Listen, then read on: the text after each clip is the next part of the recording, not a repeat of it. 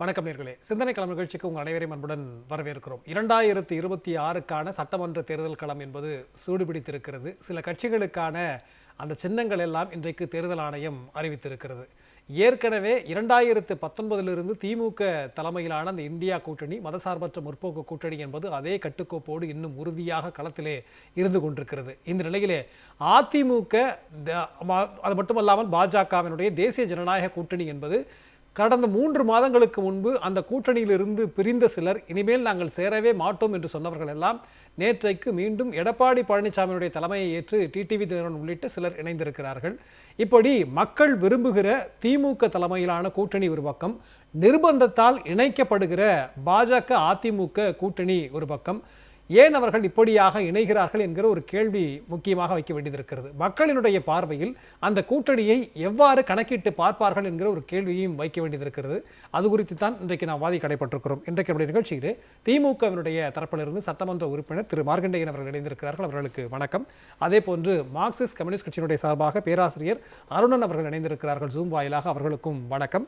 இன்னும் சற்று நேரத்தில் அரசியல் விமர்சகர் திரு ராமசுப்ரமணியன் அவர்கள் இணைய இருக்கிறார்கள். முதல்ல மார்கண்டேயன் சார், உங்ககிட்ட நீங்கள் எப்படி பார்க்குறீங்க? ஒரு பக்கம் திமுக தலைமையிலான கூட்டணி அப்படியே உறுதியாக இருந்து கொண்டிருக்கிறது, இன்னொரு பக்கம் அதிமுக பாஜக கூட்டணியில் யாரும் பெருசாக போக மாட்டாங்கங்கிற மாதிரி இருந்தது. ஆனால் கடந்த 2 நாளில் சரசரன்னு அடுத்தடுத்த கட்சிகள் இணைந்துகிட்டு இருக்கிறாங்க. நீங்கள் எப்படி பார்க்குறீங்க?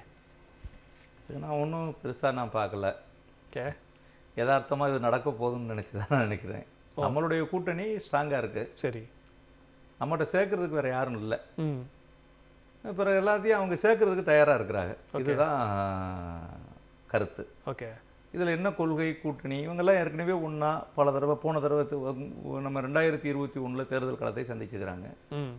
நாடாளுமன்ற தேர்தலில் கருத்து வேறுபாடால் பிரிஞ்சுக்கிறாங்க. இப்போ மறுபடியும் சேர்ந்துருக்குறாங்க. இதுதான் கருத்தாக இருக்குன்னு நினைக்கிறேன். இது ஒன்றும் ஒரு பெரிய விஷயமா நாங்கள் தெரியல, மக்களுக்கும் இது தெரியல. இப்படி தான் நடக்க போகும்னு சொல்லி தான் எல்லாருமே யூகிச்சுக்கிட்டு இருக்கிறோம். ஓகே, இல்லை அது நம்ம ஊகத்தின் அடிப்படையிலான விஷயம் தான் நடந்திருக்குன்னு தான் நான் நினைக்கிறேன். இல்லை, நம்ம என்னன்னா ஒரு 3 மாதத்துக்கு முன்னாடி டிடிவி பிரிகிறார். நான் இனிமேல் எடப்பாடி பழனிசாமி தலையை ஏற்றுக்கவே மாட்டேன், துரோகிக்கான ஆஸ்கர் அவார்டே கொடுக்கலான்னு சொல்றாரு. திரும்ப எப்படி போறாங்கிறத கேள்வி. அன்னைக்கு அது அவர் என்ன சொல்லிக்கிறாரு, நடிகர் விஜய் ஒரு முன்னணி நடிகராக இருக்கிறார். அவர் எடப்பாடி தலைமையிலான அணியில் கூட்டணி சேர்வதற்கு வாய்ப்பில்லை. இப்போது நாங்கள் ஒரு முன்னணி நடிகராக இருக்கிறார், அவர் எங்களோடு சில பேர் பேசுகிறார்கள், நாங்கள் பேசுகிறோம். எடப்பாடி பழனிசாமி அணியின் கீழ் அவரை தலைமையாக ஏற்று நாங்கள் ஒன்றிணைவது என்பது தூக்கில் தொங்குவதற்கு சமம் சொல்லி யார் சொல்லியிருக்கா? நீங்கள் சொன்னதை விட டிடிவி சொல்லியிருக்கிறார். இன்னைக்கு அவங்க கட்சியை சேர்ந்தவரே ஒருத்தர் அனுப்பிடுறாரு, எப்போ தூக்கில் தொங்க போகிறார் கேள்வி. இது அவங்களே போடுறாங்க. யார் அவரே கேள்வி சொல்லிக்கிறார் சொல்றாரு. என்னை பொறுத்த வரைக்கும் அவர் டிடிவி தினகரன் ஒரு நல்ல அரசியல்வாதி. அவருக்கு இவ்வளவு பெரிய ஒரு தடுமாற்றம் வந்திருக்கிறத நினைத்து நான் வருத்தப்படுகிறேன். அவ்வளோதான். ஓகே, இல்லை இந்த தடுமாற்றம் அப்படிங்கிறது எதனால இருக்கும் நினைக்கிறீங்க? ஒன்று தோல்வி பயத்தினாலயா, இங்கே தான் போகலான்னா, இல்லை நிர்பந்தமா? இல்லை, நிர்பந்தத்தின் அடிப்படையில் தான் அது இருக்கும்னு நான் நினைக்கிறேன். ஓகே, எல்லாரையுமே அமித்ஷா ஏற்கனவே சொல்லியிருக்கிறார்ல, ஓகே நான் பார்த்துக்கிறேன், எப்படியெல்லாம் நாங்கள் அணி சேர்க்குறோன்னு பாருங்கள், திமுகவை நாங்கள் தேர்தலில் வெற்றி வாய்ப்பு இலக்க வைப்பதற்கு தேவையான அனைத்து வழிகளையும் நாங்கள் என்ன செய்வோம், கையாள்வோம்னு சொல்லியிருக்கிறாரு. அதுக்கு ஒரு அணியாக தினகரனை என்ன பண்ணிக்கிறாங்க, அது மிரட்டலாக இருக்கலாம், நிர்பந்தத்தின் அடிப்படையில் இருக்கிறான். எல்லாரையுமே இப்படி தான் அவங்க கூட்டணியில் சேர்க்க முடியும், சேர்த்துருப்பாங்கன்றதை நான் நினைக்கிறேன். டாக்டர் அன்புமணி ராமதாஸையும் அப்படி தான் சேர்த்துருப்பாங்கன்னு நினைக்கிறேன். அவங்களுமே 4 மாத காலத்துக்கு முன்பு அவங்களுடைய களம் தமிழகம், தமிழ் தேசியம், நம்மளுடைய பிராந்தியம், நம்ம இந்த மாதிரியான ஒரு விஷயங்களில் பேசப்பட்டவர்கள் இன்னைக்கு திடீர்னு போய் மறுபடியும் என்ன செய்கிறாங்க, காலத்துக்கு தகுந்த மாதிரி மாறிக்கிறாங்க. ஓகே, இந்த தேர்தல் களம் சொல்கிறது இதெல்லாம் பார்த்தோன்னா என்ன ஒரு தமிழ் மக்களுக்கு சரி விண்ணை முட்டுகிற அளவிற்கு, விண்ணுன்னு ஒன்று இருக்கான்றதுக்கெல்லாம் எங்களுக்கு தெரியல. இருந்தாலும் நம்ம தமிழில் நம்ம அடிக்கடி பேசுகிறோம். விண்ணை முட்டுகிற அளவிற்கு நமது தளபதியினுடைய தலைவர் முத்துவேல் கருணாநிதியினுடைய, ஸ்டாலின் அவர்களுடைய புகழ் அவ்வளவு உயரத்தில் இருக்கிறது. இவ்வளவு ஒரு ஸ்ட்ரிக்டா, இவ்வளவு ஒரு தைரியசாலியா, எதையும் சந்திக்கணும்னு நினைக்கிற ஒரு பேராற்றல் அது வந்து இந்த தேர்தல் களத்தில் வெற்றி பெறும் என்று நான் நினைக்கிறேன். நீங்கள் இதே விஷயம் பீகார் தேர்தலில் அவங்க பேசுகிற போது, இந்த நாட்டில் இந்தியாவில் ஒன்றுபட்ட இந்திய தேசத்தில் இந்த தமிழ்நாட்டில் மட்டும்தான் எந்த நாட்டை சேர்ந்தவர்களும், எந்த மொழி பேசுகிறவரும், எந்த இணை சேர்ந்தவர்களும், எந்த மாநிலத்தை சேர்ந்தவர்களும் ஒரு அப்பலுக்கில்லாத, ஒரு பிரச்சனை இல்லாத சுகவாழ்வு வாழ்றாங்க. ஒரு 1000 ரூபாய் சம்பளம் வாங்கினா கூட இங்க நிம்மதியை சேமிச்சு வைக்க முடியும். எந்த பிரச்சனையும் இல்லாமல் வாழ்கிறார்கள். அந்த பாதுகாப்பை திராவிட மாடல் ஆட்சி வழங்குகிறது. அப்போது பீகார்ல போய் பேசுறாங்க, தமிழ்நாட்டில் உங்களை அடிமையாக வைத்திருக்கிறார்கள், உங்களை அடக்குமுறை படுகிறார்கள், கொடுமைப்படுத்துகிறார்கள், அடித்து விரட்டுகிறார்கள். யார் இப்போ எலெக்ஷன் பிரச்சாரத்தில் மாண்புமிகு பாரத பிரதமர் அங்க உள்துறை அமைச்சரே பேசுறாரு. ஒரு இந்த நாட்டை, சட்டத்தையும் இந்த நாட்டில் இருக்கக்கூடிய ஒற்றுமையையும் பேணி பாதுகாக்கப்பட வேண்டிய ஒரு துறையினுடைய அமைச்சர் எதை பேசுறார்? இந்த நேஷனல் இன்டகிரேஷனுக்கு எதிரான ஒரு கருத்தை, ஒரு இனம், ஒரு மொழி பேசுகிற மக்களை பிரித்து பேசுகிறார். அதே நேரத்தில் இந்த பாரதத்தினுடைய பிரதமர் பொங்கலா வாழ்த்துக்கள் அப்படி பேசுகிற பிரதமர் ஒடிசாவினுடைய தேர்தல் களத்தில் அவர் சொன்ன வார்த்தை, ரத்னபண்டா தமிழ்நாடு செல்லேகா. ரத்னபண்டான்னா என்னது? பூரி ஜெகநாதர் ஆலயத்தினுடைய ட்ரெஸரியினுடைய சாவி எங்க போயிருக்கு? தமிழ்நாட்டை சேர்ந்தவன் களவாடி சென்று விட்டான் என்று பேசுகிறார். இவர்களின் தலைமையில் எப்படி டிடிவி தினகரன், அன்புமணி ராமதாஸ், அன்பு சகோதரர் ஜான் பாண்டியன் இவர்களெல்லாம் கூட்டணியில் இணைகிறார்கள் என்பது தெரியவில்லை. இதே நேரத்தில் நீங்க எடப்பாடி பழனிசாமி இருக்கார் பார்த்தீங்களா? நீங்க ஒரு விஷயம், மோடியா லேடியான்னு கேட்டது அந்த கட்சியினுடைய தலைமை. எடப்பாடி பழனிசாமி சேர்ல முன்னாடி உட்கார வச்சு இந்த தமிழ்நாட்டில் வந்து அமித்ஷா கூட்டணியை அறிவிக்கிறார். திமுகவுக்கு கூட்டணி இன்னொரு கட்சி அறிவிக்க முடியுமா? திமுகவினுடைய தலைமையில் தான் தமிழகத்தில் கூட்டணி அறிவிக்க முடியுமா? இது எவ்வளவு பெருபட்ட இந்த திராவிட இயக்கத்தினுடைய சித்தாந்தமே அப்படியே குளியில் போட்டு மூண மாதிரி அவமானகரமாக இருக்கிறது. நாங்க எதிரி கட்சியாக இருந்தாலும் கூட, எதிர்கட்சியாக இருந்தாலும் கூட அவர்களை நேசிக்கிறோம். சரி, நம்ம வழி வந்தவர்கள்.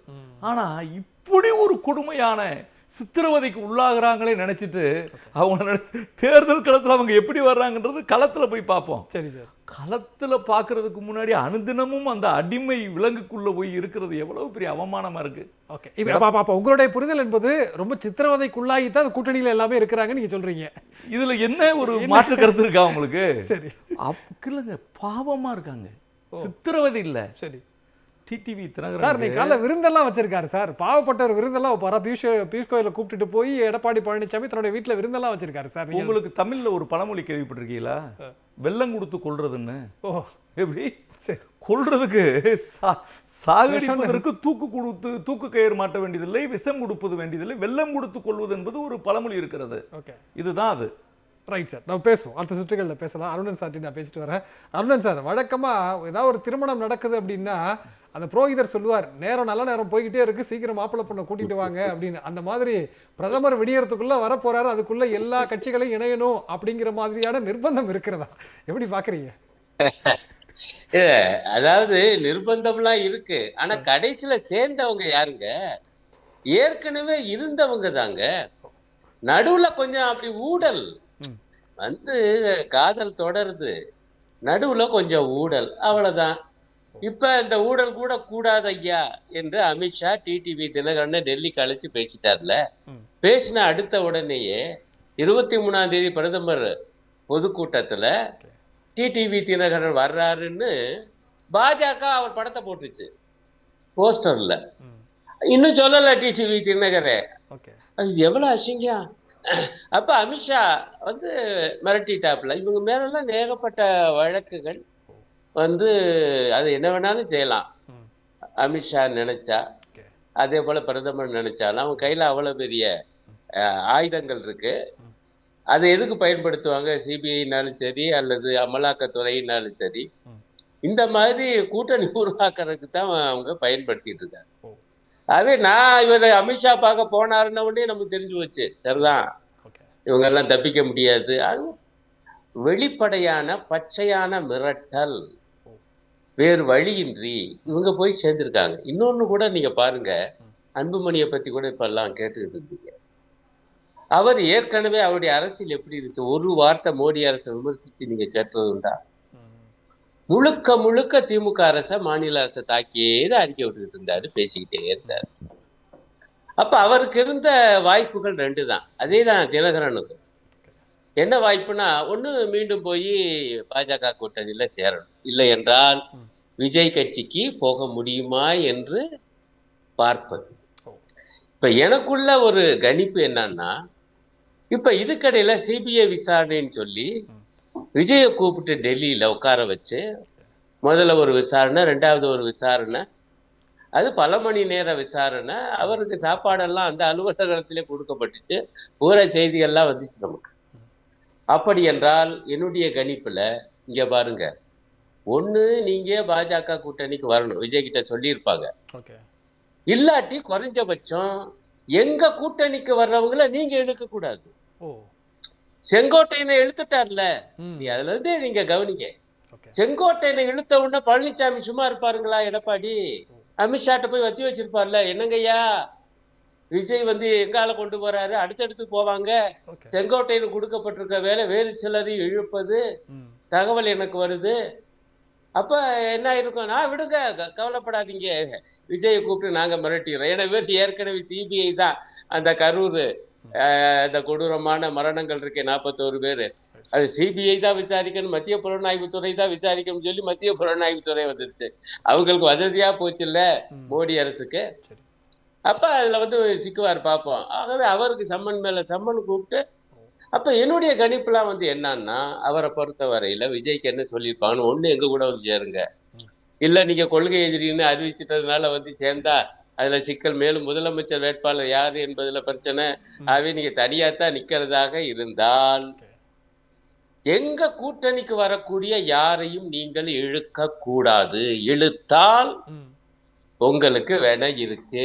அதுக்கு அடையாளம் ஜனநாயகன் படத்துக்கு அந்த தணிக்கை சான்றிதழ் இன்னும் தரப்படவில்லை.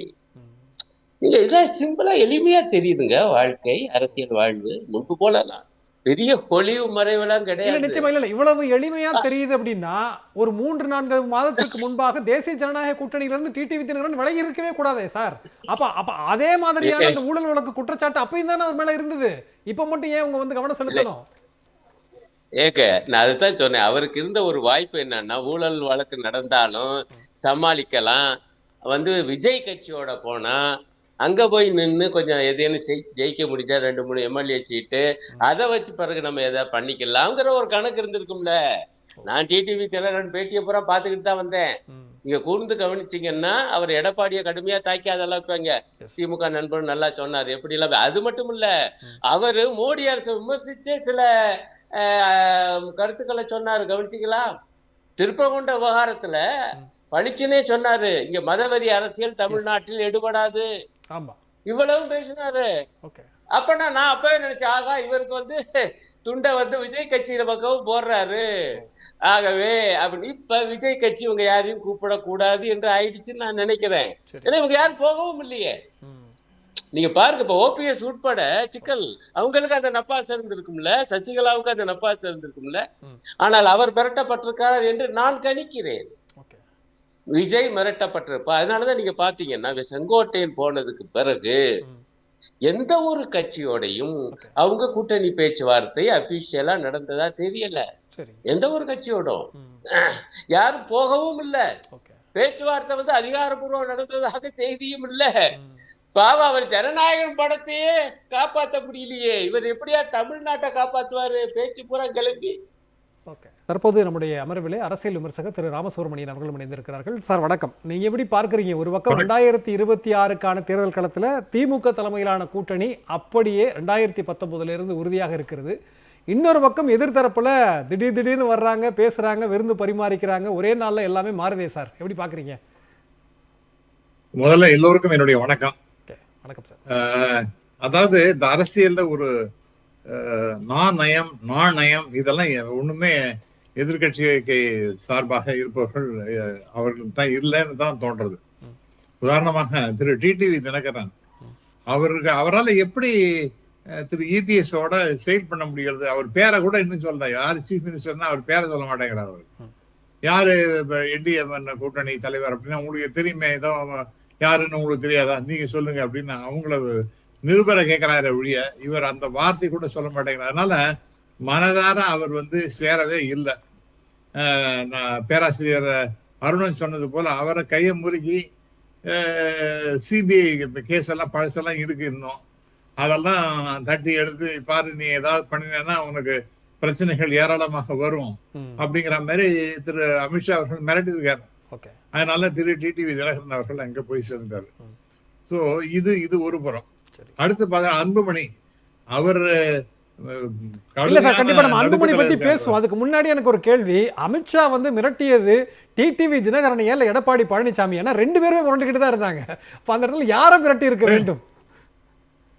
அதாவது மிரட்டி இருக்கிறதுன்னா டெஃபினட்டா டிடிவி தினகரன் மிரட்டி இருக்காரு சார்.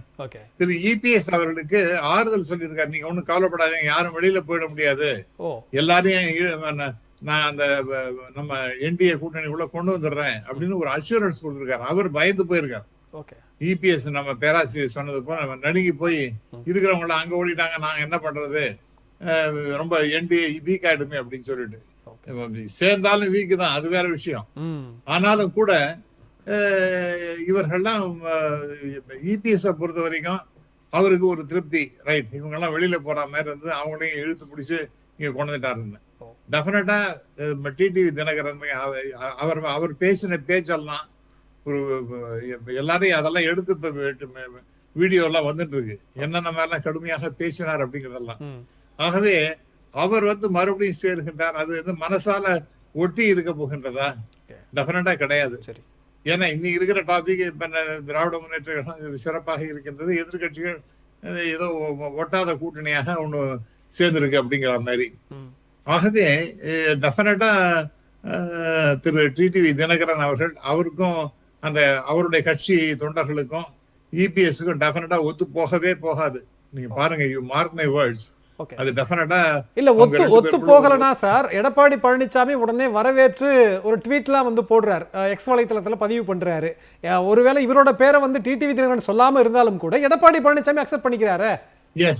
எஸ் எக்ஸாக்ட்லி சார், அவருக்கு நெசசிட்டி சார். அவருக்கு அந்த போட்டோ எல்லாம் போட்டு விட்டாங்க. இப்ப நம்ம திரு அருணன் சொன்னது போல அவர் சேர்றதுக்கு முன்னாடியே அவருடைய படத்தை போட்டு சேருகிறார் அப்படின்னு சொல்லிட்டு 23ஆம் தேதி வருகின்ற தலைவர்கள் அதுல டிடிவி தினகரன் பேரும் இருக்கு. ஆகவே அது முன்னாடியே முடிஞ்சு போன சமாச்சாரம். ஆனாலும் கூட அவர் மனதார இபிஎஸ் ஒத்துக்கிறதுக்கு ரெடியா இல்லை. மாறாக இபிஎஸ்க்கு வேற வழியில் அந்த கூட்டணியுடைய தலைவர் என்கின்ற முறையில வரவேற்கிறேன் அப்படிங்கிற மாதிரி ஒரு ஸ்டேட்மெண்ட் விட்டுருக்காரு. அவர் பேரையே சொல்லிதான் ஒரு ஸ்டேட்மெண்ட்டை விட்டுருக்காரு அவர். ஆகவே இதெல்லாம் நாம் பார்க்கும் பொழுது ஒரு பொருந்தா கூட்டணியாகத்தான் இது தொடர்ந்து ஆரம்பிச்சு. ஆரம்பமே சரிதான், முதல் கோணல் முற்றிலும் கோணல் அப்படிங்கிற மாதிரி ஒருத்தர் கடுமையாக விமர்சனம் பண்ணிட்டு அவங்க எல்லாம் ஒன்னா சேர்றதுங்கிறது ஐ திங்க் இது ஒரு ஸ்மூத் செயிலிங் இருக்கும்னு எனக்கு தோணல. அதே போல இவர் டிடிவி இவர் தாவேகா அப்படின்னு ஒரு கட்சி, தாவேகான்னு ஒரு அந்த கட்சி அவர் என்ன எதிர்பார்த்திருப்பாருன்னா டெஃபினட்டா யாரோ வர போற எல்லாரும் ஒரே ஹேஷியங்கள். ஐயோ, நீங்க இந்த டிவியில பார்த்தாலும் சரி, பேப்பர்ல பார்த்தாலும் சரி, டிடிவி தினகரனும் அங்க போய் சேர்கிறார். அதே போல ஓபிஎஸ் அவர்களும் தாவேகால போய் அந்த கூட்டணியில சேர்கிறார் அப்படின்னு தொடர்ந்து பேசிட்டே இருந்தாங்க. இதெல்லாம் ஒன்னும் நான் சொன்ன சொல் அதெல்லாம் காத்தோட போயாச்சுங்கிற மாதிரி டிடிவி தினகரன் சொல்லிடுறார். அடுத்தது ப்ராபபிலி ஓபிஎஸ் அவர்களும் அங்க போய் சேரலாம். ஏன்னா இப்ப மறுபடியும் அண்ணாமலைக்கு அந்த அசைன்மெண்ட் தான் கொடுத்தாங்களாம். என்னன்னா டிடிவி தினகரனையும் ஓபிஎஸ்ஸையும் டெஃபினட்டா என்டிஏ உள்ள கொண்டு வந்துடணும் அப்படின்னு ஒரு மிக முக்கியமான அசைன்மெண்ட் குறிப்பா திரு அமித்ஷா அவர்கள் கொடுத்திருக்காரு. அதெல்லாம் வெளிப்படையாக வந்த சமாச்சாரம் தான். ஸோ இன்னைக்கு அண்ணாமலை பொறுத்த வரைக்கும் அவர் ரொம்ப ஜூபிலியேட்டா இருக்காரு. ஒருத்தர் எழுதிட்டோம், இன்னொருத்தரும் மிகப்பெரிய தலைவர் 3 முறை சீஃப் மினிஸ்டராக இருந்தவர், அவர் அவரும் சேருவார் அப்படிங்கிற மாதிரி சொல்லியிருக்காரு. ஸோ அதுவும் that is also likely to happen. சரி. ஸோ இதெல்லாம் வந்து ஒரு பெரிய ஸ்ட்ரென்த்தா போயிடுமா சார்? பொருந்தா கூட்டணி, ஒருத்தருக்கு ஒருத்தர் ஏற்க இயலாத தலைமை அப்படின்லாம் பார்க்கும்பொழுது இது எப்படி இருக்கும்னு பாத்தீங்கன்னா டெஃபினட்டா இது வந்து ஒரு நிச்சயமாக பொருந்தாத ஒரு கூட்டணியாக இருக்கிறது. பாஜகங்கிறது அது பாவம், அது எனக்கு சார் ராமசுப்ரமணியன் சார், எனக்கு என்ன கேள்வினா, இது பொருந்தா கூட்டணி அப்படின்னு சொல்றீங்க, அதுல மறுக்கிறதுக்கு இல்ல. நம்ம 2024 நாடாளுமன்ற தேர்தலோடு ஒப்பிட்டு ஒரு பார்வை வைக்க வேண்டியது இருக்கிறது. இந்தியா கூட்டணி அமைந்த போது ஒவ்வொரு மாநிலத்திலையும் வெவ்வேறு கருத்துக்களோடு நிலவும். ஆனா பாஜகவை தோற்கடிக்க வேண்டும்ங்கிற ஒரே குறிக்கோளோடு நாங்கள் இணைந்திருக்கிறோம்னு எல்லா கட்சிகளும் ஒரு சேர இந்தியா கூட்டணியில் இணைந்தாங்க இல்லையா? அப்ப மக்கள் அதை ஏற்கிறாங்கன்னா, தேர்தல் வெற்றி ஒரு பக்கம் இருக்கட்டும், மக்கள் வந்து அதுக்கு ஒரு பார்வை கொடுக்குறாங்கன்னா அதே மாதிரி தான் இங்க வைக்கிறாங்க. திமுக கூட்டணியை நாங்க வந்து தோற்கடிக்கணும், அதற்காக இணைக்கிறோம் அப்படின்னா மக்கள் அதை வந்து ஏத்துக்க மாட்டாங்களா? 2024 என்ன சார் ஆச்சு? இதே தானே சார். அதாவது எல்லா இடத்துலயும் என்ன ஹேஷியங்கள்லாம் ஓடிது. திராவிட முன்னேற்ற கழகம் ஒரு 18 இடத்துக்கு மேல ஜெயிக்காது, அதிகபட்சம் போனா 20, பிஜேபிக்கு 17 இடம் 16 இடம், இஷ்டத்துக்கு அவங்கவுங்க நம்பரை சொல்லிட்டு இருந்தாங்க. பட் நடந்தது என்ன? 40-40 நம்முடைய காம் அண்ட் குவைட் அப்படின்னு இருந்த நம்முடைய முதல்வர் அவர்களுடைய பேச்சு 40 நாடும் நமதே 40 நமதே அப்படின்னாரு. நடந்ததா இல்லையா? ஆகவே பேசுறது ஒண்ணா இருக்குல்ல. இங்க Tamil Nadu is totally different. It is a totally different cup of tea. இது வந்து பிஜேபி நினைக்கிற மாதிரிலாம் இங்க ஒன்றும் நடக்காது. ஆகவே இவங்க திராவிட முன்னேற்ற கழகம் அவங்களுடைய மக்கள் நல திட்டங்கள் அதெல்லாம் பாருங்க சார். மக்கள் நல திட்டங்களை நீங்க பாருங்க. ஒண்ணு எல்லாத்தையும் திருப்பி நாம சொல்லவே வேண்டியதெல்லாம் நிறைய முறை நீங்களே டிபேட் பண்ணிருக்கீங்க, டெலிவரேட் பண்ணிருக்கீங்க. அந்த திட்டங்கள்லாம் மக்கள்கிட்ட போய் சேரதானே செய்யறோம், சேர்ந்து கொண்டு தானே இருக்கிறது. மக்கள்லாம் ரொம்ப மகிழ்ச்சியோட தானே இருக்கின்றார்கள். ஆகவே எல்லா தரப்பு மக்களும் இது யாருமே விடலை. இந்த திராவிட மாடல் அப்படிங்கிறது யாரையும் லீவ் அவுட் செக்ஷன் அப்படிங்கிற மாதிரி எல்லாரையும் இணைத்து எல்லாரும் நிச்சயமா சார். அப்போ ஒரு பக்கம் வந்து பாஜக அனைவரையும் மிரட்டி கூட்டணியில சேர்க்கிறது அப்படின்னா தங்களுடைய பலவீனத்தை உணர்ந்திருக்கிறார்கள், திமுக கூட்டணியினுடைய பலத்தை உணர்ந்திருக்கிறார்கள் அப்படின்னு வச்சுக்கலாமா? Absolutely right. You are on the dot. அதாவது திராவிட முன்னேற்ற கழகம் அதனுடைய கூட்டணி ரொம்ப பலமாக இருக்கின்றது என்பதை நன்றாக உணர்ந்திருக்கிறார்கள். ஒண்ணு. அதே சமயத்துல என்டிஏ கூட்டணியினுடைய பலவீனத்தையும் நன்றாக அவர்கள் அசஸ் பண்ணி இருக்கின்றார்கள். என்னதான் பண்ணினாலும், எவ்வளவுதான் தலைகள் இருந்து தண்ணி தத்தி குடிச்சாலும் தண்ணியா குடிச்சாலும் அவர்கள் வெற்றி பெறுவது என்பது இயலாத காரியம். ஏன்னா அவங்களுக்கு வந்து முரண்பாடுகள் ஏராளமா இருக்கு. உதாரணமாக அன்புமணி அவர் வந்து ஒரு வார்த்தை கூட சென்ட்ரல் கவர்மெண்ட்டை பத்தி பேசுறேன்னு சொல்லிட்டு பேராசிரியர் சொன்னார். அது தட் இஸ் ட்ரூ. ஒரு வார்த்தை பேசுறார். அப்புறம் அவருக்கும் அவரோட அப்பாவுக்கும் இருக்கிற சண்டை, அந்த கான்ட்ரிபியூஷனை யார் சரி பண்ண போறா? இன்னைக்கு அந்த படம் எல்லாம் போட்டுறாங்க பாரு, தலைவர்களுடைய படங்கள் அந்த 23ஆம் தேதி கூட்டத்துக்குன்னு சொல்லிட்டு அதுல அன்புமணி கீழே அந்த மாம்பழம் சின்னத்தை போட்ட உடனே அது ரொம்ப இரிட்டேட் பண்ணதுக்கு திரு ராமதாஸ் அவர்களை, அவருக்கு எப்படி அதை போடலாம் அப்படின்னு சொல்லிட்டு அவர் அதை பத்தி ஒரு பெரிய எஜிடேட்டட் மைண்டோட மறுபடியும் இன்னும் அதிகமாக ஆகி இருக்கிறது அவருக்கு. ஆக இதெல்லாம் நீங்க பார்க்கும் பொழுது எப்படி இது போகும்? ஒருத்தருக்கு ஒருத்தர் ஒரே அன்புமணி சேர்ந்தனால் அந்த பாட்டாளி மக்கள் கட்சியுடைய தொண்டர்கள் எல்லாரும் அவர் பின்னாடி போடுவாங்களா? டெஃபினட்டா போக மாட்டாங்க. ஏன்னா பெரியவர் மதிப்புக்குரியவர் திரு ராமதாஸ் அவர்கள் இருக்கார், அவர் சொல்றதை நிச்சயமா சார். நீங்க சொன்ன மாதிரி நிறைய சிக்கலுக்கான வழிதான் வகுத்து இருக்கிறது அப்படிங்கிறதா. இன்னும் குறிப்பா சொல்ல போனா பாமகவை பொறுத்த வரைக்கும் டெல்லியினுடைய உயர்நீதிமன்றத்துல அது பற்றியான அந்த கேஸ் நடந்த போது நீங்க சிவில் கோர்ட்ல வந்து போகலாம் அப்படின்னு சொல்லிட்டாங்கிற வச்சுதான் ராமதாஸ் திரும்ப பேசிக்கிட்டு இருக்கிறார். அவர் வந்து அது தலைவர் கிடையாது, சின்ன அவருக்கு கிடையாதுன்னு. இந்த நேரத்துல பாஜக அதை பயன்படுத்தி இருப்பது என்பதும் கூட விவாதம் சொல்லியிருக்கு சார். சார் எலெக்ஷன் கமிஷன் சொல்லி நீங்க இந்த மாதிரி சண்டை போனா டெஃபினட்டா அந்த மாம்பழத்தை முடக்கிடுவோம்னு சொல்லிருக்காங்க. இதை தவிர வேற என்ன நீங்க உங்களுக்கு சிக்னல் கொடுக்க முடியும்? கண்டிப்பா பேசுவோம், அடுத்த சுற்றுகள்ல பேசலாம் மார்க்கண்டேயன் சார். இப்போ இதுல ஒரு பக்கம் நாங்க எல்லாரும் சேர்ந்து திமுக தலைமையிலான கூட்டணியை வந்து தோற்கடிக்க வேண்டும் அப்படிங்கிறதா. மக்கள் மத்தியில் திமுக கூட்டணி எப்படி பார்க்குறாங்க? ஒரு பக்கம் அந்த கூட்டணி பொருந்தா கூட்டணி சரி, திமுக அதனுடைய ஆட்சி திமுக தலைமையிலான கூட்டணி எப்படி பார்க்குறாங்க? நீங்கள் இந்த கூட்டணி கட்சி அவங்களோட கூட்டணி கட்சியை நீங்கள் நான் ரெண்டாவது சொல்கிறேன். இப்போ நம்ம கூட இருக்கிறவங்க மார்க்சிய கம்யூனிஸ்ட் கட்சி, மனிதநேய மக்கள் கட்சி, இந்திய கம்யூனிஸ்ட் கட்சி, காங்கிரஸ் கட்சி, விடுதலை சிறுத்தைகள் கட்சி, மறுமலர்ச்சி திராவிட முன்னேற்ற கழகம், ஒரு சேர ஒத்த சிந்தனை உள்ள ஒரு அரசியல் கட்சி.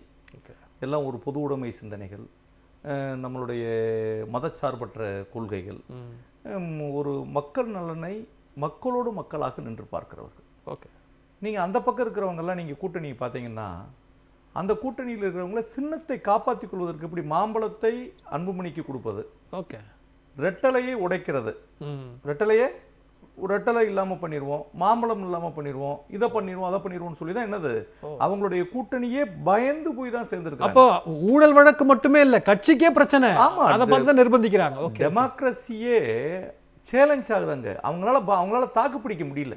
ஓகே ஓகே, இது அடிப்படை சித்தாந்தத்தோடு திராவிட முன்னேற்ற கழகம் இயங்குவதனால்தான் இந்தியாவிலேயே பாரதிய ஜனதா கட்சியை இன்னைக்கு கொள்கை ரீதியாக மிக கடுமையாக நம்ம எதிர்ப்பதற்கு காரணம் திமுக ஒரு அரசியல் கட்சி மட்டும் இல்லை, சரி, இது ஒரு இயக்கம்.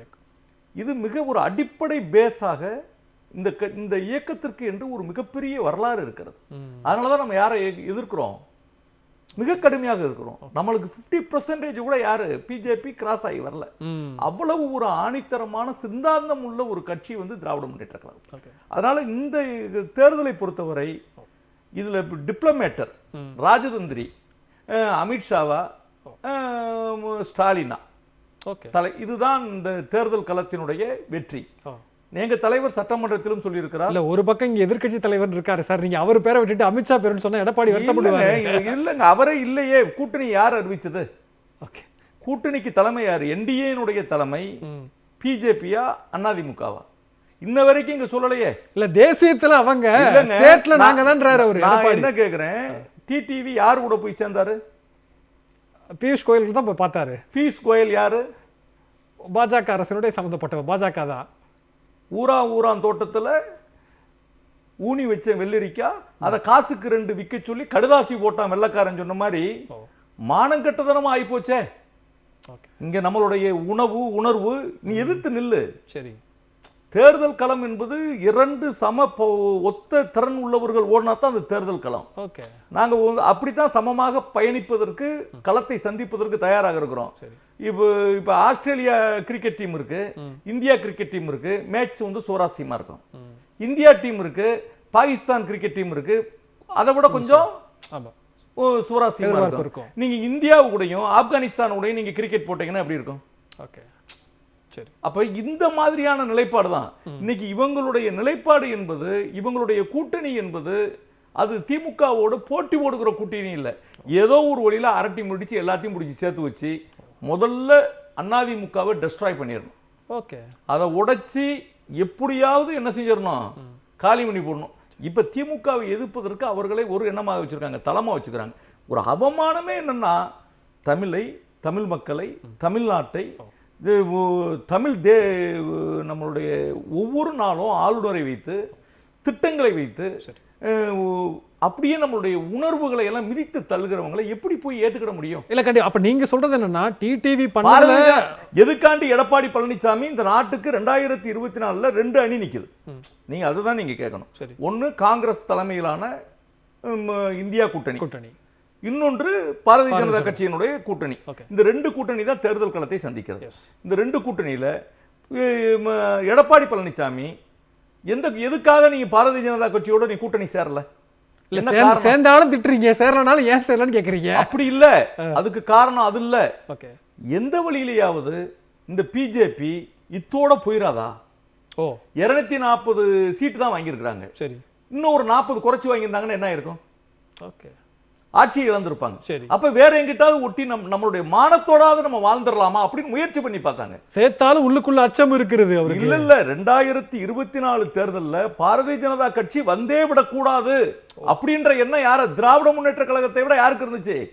எடப்பாடி பழனிசாமிக்கு இருந்துச்சு. அதுக்கு காரணம் என்னன்னா, நம்மளை ஒண்ணுமில்லாம நம்ம கட்சியும் பிடிங்கி நம்மளையும் பிடிச்சி நம்மளையும் உள்ளடைச்சு போடுவாங்களான்னு சொல்ற ஒரு எண்ணம் யாருக்கு இருக்கு? பயம் பழனிசாமிக்கு இல்ல. இப்ப நீங்க சொல்றதனுடைய நீட்சி எனக்கு என்ன தோணுதுன்னா, 2026ல கூட எடப்பாடி பழனிசாமி அப்படி ஒரு மனநிலையில் இருப்பாரு. எடப்பாடி பழனிசாமி முதல்வர் வேட்பாளர் என்பதற்கு எந்த விதத்திலும் என்ன கிடையாது அந்த கட்சிக்கு.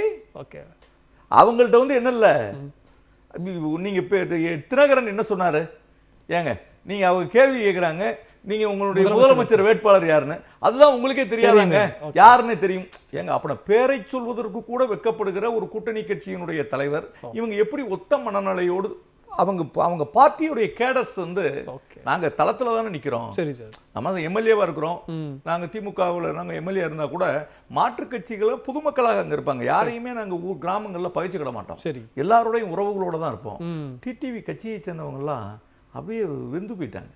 ஓகே சார், நிச்சயமா. அதை நான் ஏற்கனவே சொன்ன மாதிரி நீங்கள் பேசினுடைய நீட்சி எனக்கு என்ன புரியுது அப்படின்னா, எடப்பாடி பழனிசாமி 2026 கூட ஒரு வகையில் நம்ம தோத்துட்டா பரவாயில்லையே நினைச்சுப்பாரு என்னமோ, ஒருவேளை வெற்றின்னு வந்து அவருக்கு சிக்கலாகும். இல்ல இந்த தேர்தல் 2026 தேர்தல் உலக வரலாற்றில், இந்திய வரலாற்றில் ஒரு மகத்தான சாதனை ஆட்சியினுடைய வெற்றியாக தான் இந்த தேர்தல் களத்தினுடைய ரிசல்ட் இருக்கும். ஏன்னா தலைவருடைய ஒவ்வொரு திட்டங்களும் சரி பெண்களிடமும் கல்லூரி மாணவர்களிடமும் மாணவியர்களிடமும் அப்படியே கிராஸ் ரூட்ல போய் ரொம்ப அடித்தட்டு மக்களினுடைய இதயத்தை அவர்களுடைய வயிற்றை நிரப்பி இருக்கிற திட்டங்கள். சரி சார், இது வந்து சாதாரண திட்டங்களை நான் பார்க்கல. நான் காமராஜ் காலத்திற்கு பிறகு கல்வி சாலைகள், எலிமெண்டரி எஜுகேஷன் டெவலப்மெண்ட், ஒவ்வொரு விஷயத்திலையும் கட்டமைச்சிருக்காங்க. இந்த ஆட்சி தான் ஒரு தலை சிறந்த ஆட்சியாக இருந்திருக்கிறது. இதுல இந்த தேர்தல் ஒரு மிகப்பெரிய வளர்ச்சிக்கான ஒரு உதாரணமாக மக்கள் வந்து சாட்சியாக இருக்கிற ஒரு வாக்களிக்கக்கூடிய தேர்தலாகத்தான் இந்த தேர்தல் இருக்கும். இந்த தேர்தலை ஆவலோடு நான் எதிர்நோக்கி இருக்கிறோம் நாங்கள் எல்லாரும். அருணன் சார், ஏற்கனவே உங்கள்கிட்ட கேட்ட கேள்விதான். இவ்வளவு தூரம் வந்து களத்தை உணர்ந்திருக்கிறார்கள், எல்லாரும் சேர்ந்திருந்தாதான் திமுக தலைமையிலான கூட்டணியை வந்து முறியடிக்க முடியும்னா 2024லயே அதுக்கு ஒரு பெரிய முயற்சி எடுத்திருக்கணும். அப்ப விட்டுட்டாங்க. அதுதான் அவர்களுக்கு மிகப்பெரிய முக்கியமான தேர்தலாக இருந்திருக்கலாம். தமிழ்நாடை கம்பேர் பண்ணும்போது நான் சொல்றேன். அப்ப இப்ப ஏன் மிகப்பெரிய ஒரு முயற்சி எடுக்கணும் பாஜக? இல்ல 2024ல எடப்பாடியாருக்கு என்ன ஒரு கணக்கு இருந்துச்சுன்னா, பாஜகவோட கூட்டணி என்றால் நமக்கு சிறுபான்மையோருடைய ஓட்டு விழாது. அப்ப ஏற்கனவே 21ல பாஜகவோட போய் தோத்து போயிட்டோம். ஆகவே இப்ப பாஜகவோட இல்லாம நின்னு பார்ப்போம் என்று ஒரு ட்ரையல், ஒரு முயற்சி பண்ணி பார்த்தார். சரி, கூத்து என்னன்னா அப்பவும் அதிமுக ஜெயிக்கல, பாஜகவோட போனாலும் ஜெயிக்கல, பாஜகவோட போகாம நின்னாலும் ஜெயிக்கல. அதுக்கு பிறகு பார்த்தா பாஜக மீண்டும் ஆட்சிக்கு வந்துருச்சு, ஆனா தனி பெரும்பான்மை இல்லாம. ஆகவே அப்புறம் அமித்ஷா கூப்பிட்டு மிரட்டினது அதெல்லாம் தெரியும். இவரை பக்கத்துல உட்கார வச்சுக்கிட்டு அமித்ஷா அறிவிச்சது. அப்படி என்றால் மீண்டும் ஆட்சிக்கு வந்த உடனே பாஜக இவங்க எடப்பாடியார மிரட்டி பணிய வச்சிருக்கு ஒண்ணு. இப்ப எதுக்கு இவங்க எல்லாரையும் கூட்டுறாங்கன்னா, அதான் சொன்னேன், அவங்களுக்கு என்னுடைய கணிப்புல எங்க விஜய் கட்சிக்கு இவங்க எல்லாம் போயிருவாங்களோ, அப்படி ஒரு வேலை போகும்போது எங்க பாஜக அதிமுக கூட்டணி 3வது இடத்துக்கு போயிருமோ. சில ஊடகங்கள்ல அப்படிலாம் பேச ஆரம்பிச்சுட்டாங்க. அவர் விஜய் வேற திரும்ப திரும்ப போட்டி திமுகவுக்கும் தாவேக்காவுக்கும் தான் அவர் பாட்டு கூட்டத்துல பேசிட்டு இருக்காரு. அப்புறம் சில ஊடகங்கள், அது அச்சு ஊடகம்னாலும் சரி காட்சி ஊடகம்னாலும் சரி, அதே போல இதுக்கடையில செங்கோட்டையை போறாரு. அப்ப இந்த சூழல் நீங்க புரிந்து கொள்ளணும். அப்ப ஆகா சிக்கலாகி போச்சேன்னு தான் விஜயை கூப்பிட்டு, ஐயா ஒண்ணு எங்க கூட வா, அல்லது குறைஞ்ச பத்தி எங்க கிட்ட இருக்க ஆளை இழுக்காது. ஆக அந்த அடிப்படையில ஒரு வகையாக இப்ப இருக்கிறவங்களை எல்லாம் சேர்த்திருக்காரு. நான் ஒண்ணு சொல்றேன், இந்த இப்போ புதுசா சேர்த்திருக்காங்கன்னு பார்த்தா ஊடகங்கள் அவர் வந்துட்டாரு இவர் வந்துட்டாருன்னு. இவங்க எல்லாம் யாருங்க? இவங்க எல்லாம் ஏற்கனவே இதே அணியில இருந்தவங்க தானுங்க. எனக்கு புரியல, புதுசா யார் வந்த? இப்ப விஜய் கட்சி வந்திருந்தா புதுசா வந்து இல்ல சார், அவங்க இடையில வெளியில போனாங்க இல்லையா?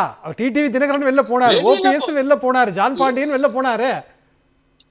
எங்கெங்க வெளியே போனாங்க? கொள்கை ரீதியா பார்க்க இவங்க எல்லாம் வெளியிடாத சொன்ன, இதெல்லாம் ஊடலுங்க, இதெல்லாம் ஊடலு. இன்னொரு பக்கம் விஜய் கட்சி வந்தவொடனே இன்னொரு நப்பாச, எங்க அங்கிட்டு இங்கிட்டு போக முடியாதா, இல்ல அங்கிட்டு போவேன்னு மிரட்டி இங்க சில காரியங்களை செய்ய முடியாதா பாஜக கிட்ட. இப்படி ஒரு விளையாட்டு தாங்க இதெல்லாம். அதனாலதான் அவங்க கூச்சமே இல்லாம எல்லாரும் கடகடன் போய் எல்லாரும் பேசுறீங்க. எப்படி போய் சேர்றாரு டிடிவி தினகரன்? இவங்களுக்கு எல்லாம் என்ன கூச்சம் இருக்கு? கொள்கை இருந்தா தாங்க ஐயா கூச்சம் வரும். வெறும் தனி மனித விரோதம் இந்த மாதிரி கூச்சத்தை உருவாக்காது. அவங்க வந்து கூலா போய் சேர்ந்துருவாங்க. இப்ப கூட இங்க நண்பர்கள்லாம் பேசினாங்க, அவர் பேரெல்லாம் சொல்லலை. அதெல்லாம் சரிதான். அந்த உரசெல்லாம் இருக்கு. ஆனா பிஜேபி இருக்கு. பெரிய வாத்தியாரு குச்சியோடு நிக்குது வாத்தியாரு. இவங்க வந்து எலெக்ஷன் வரைக்கும் கேட்ட பண்ணாங்கன்னா அடிதான். வந்து மத்திய புலனாய்வு துறையும் அமலாக்கத்துறையும் வருமான வரித்துறையும் வச்சுக்கிட்டு, ஆகவே இவங்களுக்கெல்லாம் வேற வழி இல்ல. நான் சொல்லுகிற முக்கியமா இவங்க எல்லாம் ஏற்கனவே இருந்தவங்க தான். இவங்க பலம் என்னன்னு எங்களுக்கு தெரியும், மக்களுக்கு தெரியும். எங்க டிடிவி தினகரனுக்கு என்னங்க பெரிய செல்வாக்கு இருக்கு எனக்கு புரியல. அன்புமணி செல்வாக்கே இன்னைக்கு உடைஞ்சு போச்சுல. அப்பாவோட சேர்ந்து இருக்க முடியாதவரு, அப்பாவோட கூட்டணி வைக்க முடியாதவரு இங்க வந்து மெகா கூட்டணிங்கிறாரு. அது வந்து ஏற்கனவே பாட்டாளிகள் அவங்க பேர்ல சொல்றேன், அந்த மக்கள் அவங்க ஆதரிச்ச மக்கள்லாம் இன்றைக்கு தெளிவாக பிளவுபட்டு நிக்கிறாங்க. ஆகவே எப்படி ஏற்கனவே இருந்த பலமும் இழந்து போய் நிக்கிற அன்புமணி, ஆக இவங்கெல்லாம் சேர்ந்ததுனால என்ன புதிய மாறுதலை கொண்டு வந்து விட முடியும்? ஊடகங்கள்ல அப்படி ஒரே உடுக்கடிக்கிறாங்க எல்லாருமே சேர்ந்துக்கிட்டு. இல்ல, எனக்கு இப்போ புரிதலுக்காக ஒரு கேள்வி சார். அதாவது தேர்தலை பொறுத்த வரைக்கும், தேர்தல் அரசியலை பொறுத்த வரைக்கும் நிரந்தர நண்பர்களும் அல்ல எதிரியும் அல்ல அப்படின்னு சொல்லப்படுவது வழக்கம். அந்த அடிப்படையில தான் இப்படி பிரிந்ததுன்னா நீங்க ஒத்துக்க மாட்டீங்க. சரி, மீண்டும் இணைந்தது அப்படின்னா மக்கள் அப்படித்தானே பார்ப்பாங்க. இல்ல அதுல வேற ஒரு பார்வை கண்கொண்டு பார்ப்பாங்களா எதிர்கட்சிகளை? இல்லங்க, நான் முக்கியமா ஒரு பாயிண்ட் இன்னொரு பாயிண்ட் உட்கார்றேன். ஒரு பாயிண்ட் என்னன்னா, மக்களுக்கு இவங்க டிடிவி தினகரன் அன்புமணி செல்வாக்கெல்லாம் இன்னைக்கு உடைஞ்சு போய் கிடக்குது, சிதைஞ்சு போய் இருக்கு. டிடிவி தினகரனுக்கு ஒண்ணும் கிடையாது. அவர் என்ன பலத்தை நிரூபிச்சிருக்காரு? ஓபிஎஸ் பரிதாபமா இருக்காரு. அவங்க கிட்ட இருந்தவங்க எல்லாம் திமுக கிட்ட வர்றாங்க அல்லது அரசியலை விட்டே விலகுறாங்க. இன்னைக்கு கூட பார்த்துட்டு வர்றேன். அப்புறம் பாவம் சசிகலா அம்மா பரிதாபமா நிக்குது. எல்லாரும் அம்போன்னு கைவிட்ட மாதிரி இருக்கு. தினகரனே கைவிட்டாப்புல. இவங்களுக்கெல்லாம் என்ன செல்வாக்கு இருக்கு? அது மக்களுக்கு இதெல்லாம் தெரியுங்க. நம்மளை விட அவங்க இதெல்லாம் அப்படியே பார்த்துக்கிட்டே தான் இருப்பாங்க. அடுத்து மிக முக்கியமான பாயிண்ட் நான் சொல்ல விரும்புறது, இந்த கூட்டணி குறிப்பாக பாஜகவோட இந்த அதிமுக, எடப்பாடி அதிமுக சேர்ந்துக்கிற இந்த கூட்டணியில என்ன கொள்கை இருக்கு? நான் ரெண்டு விஷயத்தை சொல்றேன். கட்சியின் பெயர் அண்ணா திராவிட முன்னேற்ற கழகம். நான் அண்ணாவை பத்தியெல்லாம் நூல் எழுதியவன் என்கிற முறையில உரிமையோட சொல்றேன். அவருக்கு ரொம்ப ஒரு ரெண்டு விஷயம் ரொம்ப குறியா இருப்பாருங்க அவருடைய எழுத்துக்கள்ல. ஒண்ணு, பெரியாருடைய வழியில மத நல்லிணக்கம். ஒருபோதும் மதவெறிக்கு அவர் இடம் கொடுத்ததே இல்லை அறிஞர் அண்ணா அவர். அதே போல மிக முக்கியமான விஷயம் மாநில சுயாட்சி, அப்புறமா சமூக நீதி, பொருளாதாரம், இதெல்லாம் இருக்கு. இந்த ரெண்டு மிக முக்கியம். நான் சொல்றேன், இந்த ரெண்டுக்கும் இன்றைக்கு பக்கா துரோகம் பண்ணியிருக்காரு இந்த எடப்பாடி. துரோகம்னா மகா துரோகம். திருப்பரங்குன்ற விஷயத்தை எடுத்துக்கோங்க. என்னங்க அறிக்கை வர்றாரு? அண்ணா திராவிட முன்னேற்ற கழகத்தினுடைய கட்சி அறிக்கையா? நான் சொல்றது அமித்ஷா திராவிட முன்னேற்ற கழகம் அவருடையது. கூட சொல்றாரு மோசமான அந்த தீர்ப்பை அமுல்படுத்தி இருக்கணுங்க அப்படிங்கிறாரு. அப்படின்னா எப்படி இதோ ஒரு அயோத்தியா இருக்கும் ஆகணும்னு நினைக்கிறாரு. அந்த அளவுக்கு தரந்தாழ்ந்து போயிட்டாரு. அதை விட இப்ப பாருங்க, ஆளுநர் விவகாரத்துல ஏயா ஒரே வாசிக்க மாட்டேன்னு வெளிநடப்பு பண்றாரு. நான் பூராமே கேள்வி பண்ண வேண்டிய நிலைமை தான். ஆளுநரா ஓடுனரா? வந்த வேகத்துல ஓடுறாரு. இவர் சொல்றாரு ஆளுநரை விமர்சிக்கவே கூடாது. எந்த கட்சியினுடைய பொதுச் செயலாளர்? அண்ணா திராவிட முன்னேற்ற கழகத்தினுடைய பொதுச் செயலாளர். இவங்க இதையெல்லாம் மக்கள் பார்த்துட்டு இருக்க மாட்டாங்களா? இதெல்லாம் எப்படிங்க அவங்களால செதுக்க முடியும்? எப்படிங்க அண்ணா பேரை சொல்ல முடியும், எம்ஜிஆர் பேரை சொல்ல முடியும், ஜெயலலிதா பேரை கூட சொல்ல முடியும்? அவங்க எல்லாம் மாநில உரிமைக்காக ஏதேனும் ஒரு வகையில போராடினவங்க. இவர் பக்கா துரோகம் பண்றாரு. காரணம் பாஜகவோட போய்த்து ஆகணும், வேற வழியில இவருடைய குடுமி அங்க சிக்கி இருக்கு அமித்ஷா கிட்டயும் மோடி கிட்டயும். ஆக இதெல்லாம் பார்க்க மாட்டாங்களா? நிச்சயமா இதுல பொதுமக்களினுடைய பார்வை அப்படிங்கிறதையும் கடந்து அண்ணா திராவிட முன்னேற்ற கழகத்தினுடைய தொண்டர்களுடைய பார்வையே இதுல என்ன இருக்குன்ற ஒரு கேள்வி வைக்க வேண்டியது இருக்கு இல்லையா? அதான் முக்கியம். இதைத்தான் நம்ம எழுப்பணும். இப்ப ஏட்டிக்கு போட்டியா சொல்றாரு, மக்களுக்கு தெரியாதா? இன்னைக்கு மிக அருமையான விஷயம், இந்த உரிமை தொகைங்கிறது 1000 ரூபாய் கொடுத்தது. இவர் என்ன சொல்றாரு, நான் வந்தா 2000 ரூபாங்கிறாரு. இது ஏட்டிக்கு போட்டி. ஏன்னா இவர் 1000 ரூபாய் என்று அறிவித்த பொழுது மாண்புமிகு முதல்வர் அவர்கள் இதெல்லாம் நடைமுறை சாத்தியம் இல்லை என சொன்னவர் தானே இந்த எடப்பாடி. இன்னைக்கு இவர் ஆட்சிக்கு வந்தா 2000 தருவேன்னு சொன்னா இல்ல, அது நல்ல நிர்வாகம்னா சாத்தியம்னு சொன்னாரு சார். நல்ல நிர்வாகம் நடந்தா சாத்தியம்னு சொல்றாரு. ஏங்க அப்படின்னா 1000 ரூபாய் கொடுக்கும் போது அப்ப நல்ல நிர்வாகம் சாத்தியம் இல்லை அந்த பேச்சையே அப்ப சொல்லல. 1000 ரூபாய் கொடுக்க முடியுது அப்படின்னா அப்ப வந்து ஸ்டாலின் அவங்களுடைய ஆட்சி நல்ல நிர்வாகம் ஒரு ஒப்புக்கொள்ளணும்ல. நல்ல நிர்வாகம் என்றால் 2000 கொடுக்கலாம். விட இப்ப 1000 ஆரம்பிச்சிருக்கக்கூடிய ஸ்டாலின் அவங்களுடைய நிர்வாகமும் நல்ல நிர்வாகம்னு ஒத்துக்கிறாரா? நான் திருப்பி கேட்க மாட்டானா? என்னங்க அபத்தமா பேச ஏங்க பெண்களுக்கு அந்த இலவச பஸ் பயணம்னா அது என்ன கிண்டல் கேலி பண்ணாங்க இவங்க கூட்டி சேர்ந்திருக்கக்கூடிய பாஜக. சரி. அதெல்லாம் வேடிக்கை பார்த்தவர் தானே. இப்ப என்ன சொல்றாரு, நான் ஆட்சிக்கு வந்தால் பெண்களுக்கு மட்டுமல்ல ஆண்களுக்கு அப்படா ஒட்டுமொத்தமா இலவச பஸ் பயணம். ஆனால் இவ்வளவு கேலியும் பண்ணக்கூடிய பாஜகவோட கூட்டணி இதெல்லாம் தப்பி தவறி வந்து அதெல்லாம் செய்வாங்களா? இவ்வளவு ஒழிச்சு கட்டுற வேலையை செய்வாங்க. ஒழிச்சு கட்டணும் என்று அவருடைய கைகள் திருகப்படும், முறுக்கப்படும். அதெல்லாம் மக்களுக்கு தெரியும். மீண்டும் வர விடுவாங்களா? நிச்சயமா சார் பேசுவோம். அதாவது ஒன்று ரெண்டு அதிமுகவா இருந்தாலும் கூட தமிழ்நாடுங்கிற அடிப்படையில சில சிந்தனைகள் இருக்கும். அதற்கே வந்து சிக்கல் தான் வரும் பாஜகவோட சேர்ந்தாங்கிற பார்வை நீங்க முன்வைக்கிறீங்க. பேசலாம் சார். ராமசுப்ரமணியன் சார், இப்போ டிடிவி தினகரன் இணைந்த கையோட முதலமைச்சர் அவர்கள் திராவிட மாடல் அப்படின்னு சொன்னா அவர் திராவக மாடல் அப்படின்ற ஒரு வார்த்தையை வந்து பயன்படுத்துறார். உடனே வந்து நிறைய இங்க போதைப் பொருள்லாம் இருக்கிறது, நாங்க அதை வீழ்த்தது தான் ஒரே குறிக்கோள் அப்படிங்கிறதா. மக்கள் மத்தியில திமுக திராவிட மாடல் அரசாங்கம் அப்படின்னா அவர்கள் எப்படி பார்க்கறாங்க? அவர்கள் செயல்படுத்த திட்டங்கள் அடிப்படையில் எப்படி மதிப்பிடுறாங்க? பல விஷயங்கள். ஃபார் எக்ஸாம்பிள், இந்த 1000 ரூபாய் கொடுக்குறாங்க அப்படிங்கிற மாதிரி ஒரு பெண்களுக்கும் உரிமை தொகை வாங்கக்கூடிய பெண்கள் அனைவருக்கும் 1000 ரூபாய் கொடுக்கறதுங்கிறது மிகப்பெரிய ஒரு வரவேற்பு பெண்களிடம் ஏற்படுத்தி இருக்கின்றது. அது கிட்டத்தட்ட ஒரு 1.5 கோடி பேருக்கு இன்னைக்கு கொடுத்துட்டு இருக்காங்க. இது வந்து சாதாரண ஒரு சமாச்சாரம், சோசியல் செக்யூரிட்டி சிஸ்டம். இது வந்து பல நாடுகள்ல இம்ப்ளிமெண்ட் பண்ணி இருக்கக்கூடிய திட்டம். அது ரொம்ப கடையனையும் கடை தேற்றுதல் அப்படிங்கிற மாதிரி. ஆகவே அது வந்து மிகப்பெரிய அளவிற்கு ரொம்ப சிறப்பாக மக்கள்கிட்ட போய் சென்றடைஞ்சிருக்கு. அடுத்தது பாத்தீங்கன்னா, உங்களுடைய தொலைக்காட்சியில நீங்க இந்த நான் முதல்வன் திட்டத்தை பத்தி நிறைய அதுல பயனாளிகளை கூப்பிட்டு நீங்க பேச வச்சீங்க. எவ்வளவு பேரு எவ்வளவு இன்ஸ்டிடியூஷன்லாம் போய் சேர்ந்திருக்காங்க, பெரிய பெரிய இன்ஸ்டிடியூஷன்லாம் போய் சேர்ந்திருக்காங்க, பெரிய நிலைமைகள்லாம் வந்து போய் சேர்ந்திருக்காங்க அப்படின்னு பாத்தீங்கன்னா, அதெல்லாம் காரணம் என்ன? நான் முதல்வர் அவ்வளவு சீரியஸா எடுத்துட்டு அப்ப இளைஞர்கள் மத்தியில அது ஒரு மிகப்பெரிய எழுச்சியை ஏற்படுத்தி இருக்கின்றதுங்கிற ஒன்றும் சந்தேகமே கிடையாது. மூன்றாவதாக இந்த பஸ் பயணம், இலவச பஸ் பயணம் பெண்களுக்கு. அவங்க சொல்றாங்க 1000 ரூபாய் எங்களுக்கு மாசம் சேவ் ஆகுது அப்படின்னு கண்ணீர் விட்டுட்டு சொல்றாங்க. எங்களுக்கு முன்னாடி அந்த பணம் இல்லாம இருந்தது, நாங்க செலவு பண்ண வேண்டியது, அது வந்து சேவ் பண்ணியிருக்கோம் அப்படிங்கிற மாதிரி. அதே போல மக்கள் நலத்திட்டம் அப்படின்னு சொல்லிட்டு வீடு தேடி கல்விங்கிற மாதிரி, அதே மாதிரி மருத்துவங்கிற மாதிரி, இது போன்ற அப்புறம் மாணவர்களுக்கு ஸ்கூல்ல +2 முடிச்சு காலேஜில் போய் சேர்றவங்களுக்கு 1000 ரூபாய் மாசம் கவர்மெண்ட் ஸ்கூல்ஸ்ல, பிரைவேட் எய்டட் ஸ்கூல்ஸ்ல. அதே மாதிரி பெண்களுக்கும் அதே மாதிரி. ஸோ எல்லா segments of the entire all the segments of the people have been covered and they are very much thankful to this government. அதனால இதை வந்து சாதாரணமா நீங்க இடையே போட முடியாது. ரொம்ப அப்புறம் அந்த காலை உணவு திட்டம் எவ்வளவு பெரிய திட்டம், அது சாதாரண விஷயமே கிடையாது.